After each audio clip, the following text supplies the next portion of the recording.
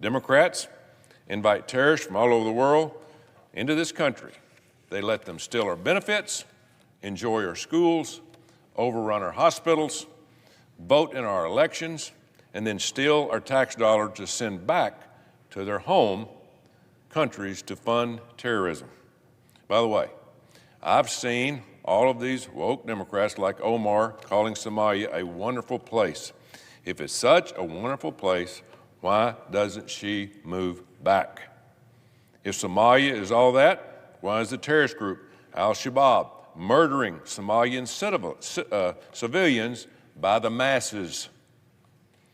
And why is the capital of Somalia considered to be one of the most dangerous capitals in the world due to frequent terrorist bombings, targeting killings, and ambushes? That sounds like a place no one would ever want to visit or live.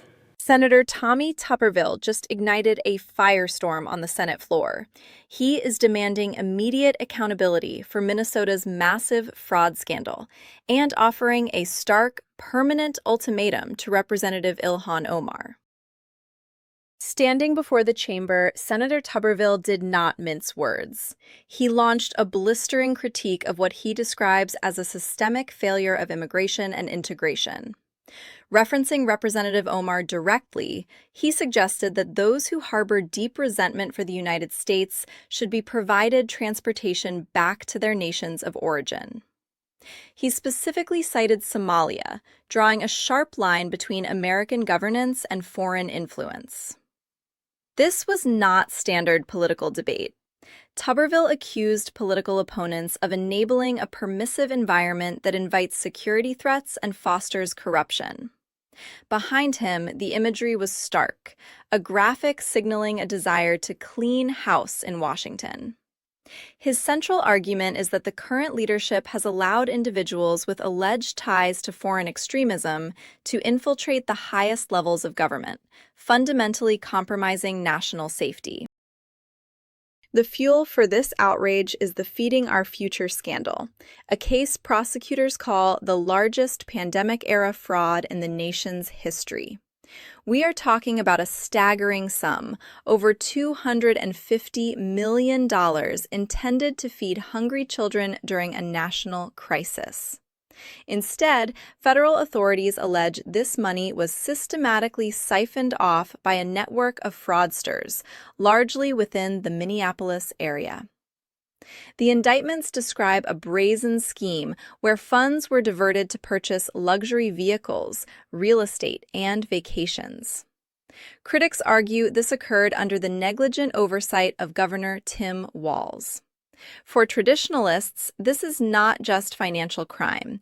It is proof that unvetted migration and a lack of assimilation have created enclaves where American taxpayer dollars are exploited with impunity. Tuberville's speech moves beyond financial loss to the grave issue of national security. He alleges that the loose vetting protocols of the past decade have allowed dangerous elements to enter the homeland. By linking the fraud scandal to the District of Representative Omar, he is building a case for the incoming administration's hardline policies.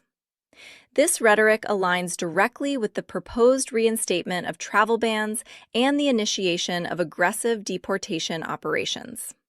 The argument is that fraud is merely a symptom of a compromised border. The senator warned that without a drastic reversal in policy, specifically targeting high-risk nations, American cities will face irreversible decline.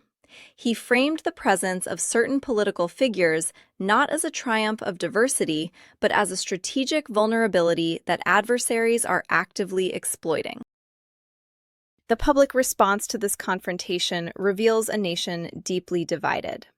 Supporters of the senator view his comments as a necessary defense of Western civilization and the rule of law. They argue that the United States cannot survive if it funds its own dismantling through fraud and foreign-aligned interests. Online commentary reflects a growing demand for remigration and a return to traditional values.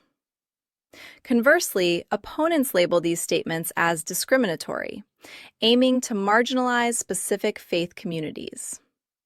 However, the tone from the Senate floor suggests the era of apology is over. The narrative has shifted. This is no longer just about tax dollars. It is viewed by millions as a battle for the very soul and survival of the American identity.